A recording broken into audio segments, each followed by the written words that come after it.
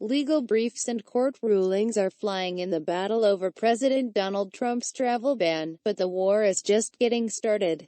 A federal judge in Seattle upended Trump's executive order nationwide on Friday by temporarily suspending the key provisions restricting travel for foreign nationals from 7 Muslim-majority countries and refugee admissions.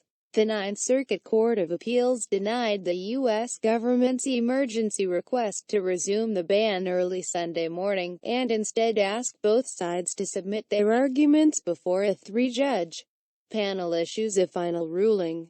The appellate court has set an hour-long telephonic oral argument in the case for Tuesday at 6 p.m. ET. Here are the next steps as this legal fight continues. 1. Court filings early Monday morning. Attorneys general for the states of Washington and Minnesota who filed the lawsuit submitted their brief urging the appellate court to keep the travel ban suspension in place.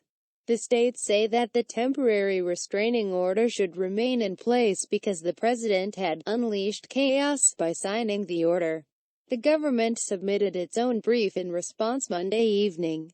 DOJ continues to emphasize that the states do not have the ability to sue in this case because, a district court judge does not have the right to second-guess the president's national security judgment in the immigration context. Multiple other parties have also sought permission to file what's known as an amicus friend of the court brief in the case. The amici range from nearly 100 tech companies who claim the travel ban is inflicting significant harm on their business operations to the conservative non-profit organization Citizens United. 2. Ninth Circuit review. Now that all of the court filings are in, the next step is the oral argument before the Ninth Circuit on Tuesday. The hour-long hearing, conducted by telephone among 3 West Coast judges, will determine the immediate fate of the nationwide temporary restraining order against Trump's travel ban.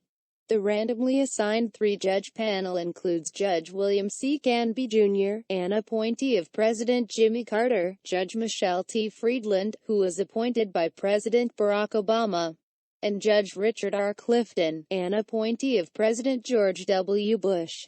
The judges have a variety of options at their disposal in terms of reaching a decision, but it is unlikely that they would rule on whether the ban is constitutional, since that is not the question before them. The central issue is whether the executive order should remain suspended for now, after the 3-judge panel publishes its decision.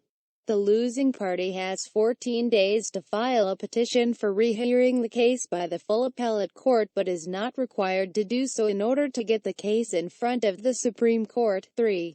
Supreme Court review. Given the high stakes involved in this lawsuit, it is expected that whomever ultimately loses before the Ninth Circuit will most likely appeal to the U.S. Supreme Court.